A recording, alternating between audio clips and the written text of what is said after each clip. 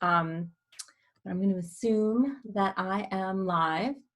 I'm really excited to share with you a little bit about relationship trauma and how it affects your self-care and your passion projects. And I know that a bunch of women who are up to some really amazing heart work. And one of the things that I'm hearing over and over again is how relationships specifically are,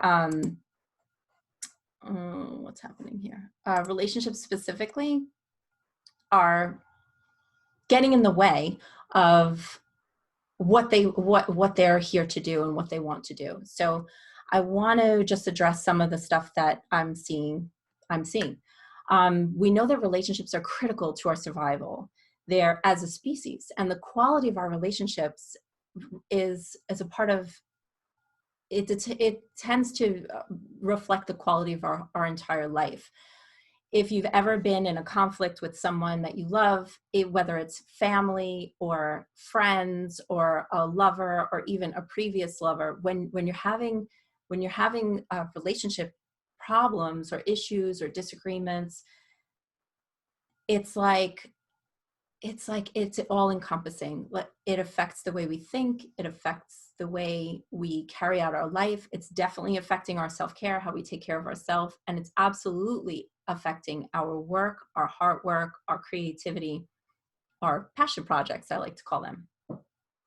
And interestingly, women respond a little bit differently than men do with relationship conflicts. So if one of your relationship conflicts involves the male species, they react and respond a little bit differently than women. Women have a tendency to have their, their identity and their self-esteem wrapped in their relationships. So it's almost like when a relationship is flowing and it's doing great, and or even if it's just status quo, we can flow and we can perform or be great or be really good at what we do, right?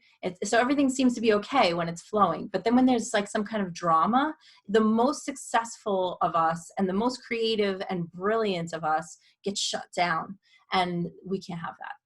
We can't have that.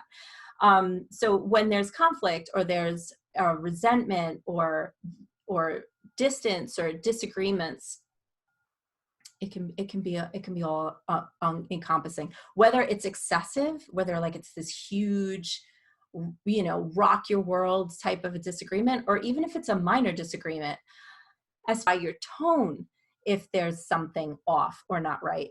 So even the smallest slight or smallest disagreement can feel different to us. We can feel it, and it hurts us in a different way, and we absorb it in a different way. So it's really important to kind of get a handle on it as soon as you can. So we can't have it taking up your time, your energy, and your headspace when it's something that's solvable. Relationships are something that I love to talk about and love to help people with. It came from a lot of pain and suffering and mistakes, but I've also done some extensive training and came up with some amazing practices and processes that really help. And they're simple. It's not like a lot too. And again, that's one of the reasons why we're a little bit different with the way we engage in our relationships, whether it's family or friends or our lover or lovers. The way we engage with that is wrapped up in the way we see ourselves. So that's why it gets really bigger than it needs to be. So this can also be in a current relationship, like what we're talking about now. Like there's current drama going on inside a family or inside of a romantic relationship or even with friends. But also it can be something from the past. So when past relationship stuff comes up, I have a specialized process for both of these, current relationships and then past relationship healing, because it's a different process. But because we have our identity so much wrapped up in relationships, and it's part of our thrive in our relationships. So it's slightly different, but the principles are the same. What ends up happening when there's conflict is it prevents us from moving forward. It keeps us in a disempowered state. You're not being creative, not being innovative. It's a true source of stress. And if you've ever been in the middle of conflict, you know exactly what I'm talking about. I remember years ago in my first marriage, there was so much relationship stress and so much discord and so much disharmony. There was abuse. There was all kinds of bad stuff going on. But when I tell you, at the same time, I was in a corporate environment. If I tell you how many times I was sneaking off into my private office to have a cry, or to call my mom, or to call a friend, just because I felt like I was coming apart. And I'm definitely not doing my best work. And I was afraid. I remember feeling at the time like how much of my life it was taking up, especially affecting the way I was working. I was trying to get a promotion at the time, and I didn't want to get caught crying someplace. It was bad news. But this is one of the reasons why I'm passionate about it, because I know that relationship stuff can really affect many different layers of how we see ourselves and our performance. And when I keep saying performance, but by performance, I mean the stuff that you are making important in your life, the creative projects that you have, and your focus and where your focus is, and not being creative or innovative, and having that constant source of stress is just, it's not okay. So we don't want to stay ruminating in blame or anger, or that weird ego state where we have to come up with the next argument, or be right in the argument, or be the innocent, blameless victim, because that also sets us up on the inside for how we're viewing ourselves in the world, and what our heart work looks like and how it shows up in the world too. So I can remember spending countless amounts of time trying to, like, going over my argument or what I was going to say so that I could be right. There's a tremendous amount of energy that goes into that, and it can be so much better spent. You don't want to always be identifying with the wronged party. That disempowered victim state is it's not sustainable. It's absolutely not sustainable for our health or our beautiful work and what we're here to do.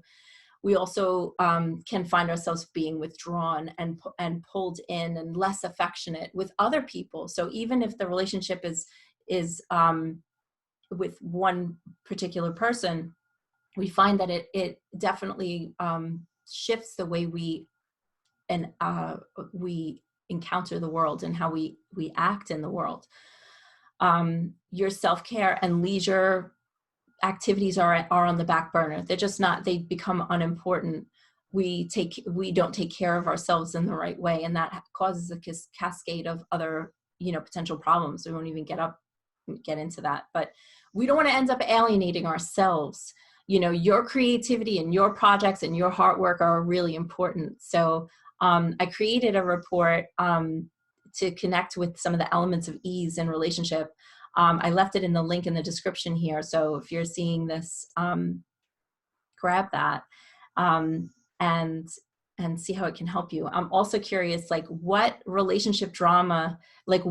relationship drama, I should say, keeping you from? So whether it's with family or with a friend or lover, you can get into it here or not. You can put in details or not, but try and sit with this for a moment and discover, like, what is that keeping you from? I'd love to know down in the comments if you want to share.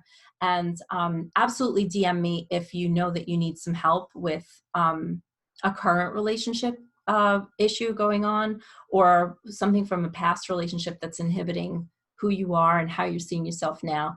I care about you deeply, and I want to share more here. And let me know what relationship drama is keeping you from. Like, what is it keeping you from? Are you noticing? how it's affecting you. Just curious. I would love to know. Have a beautiful day.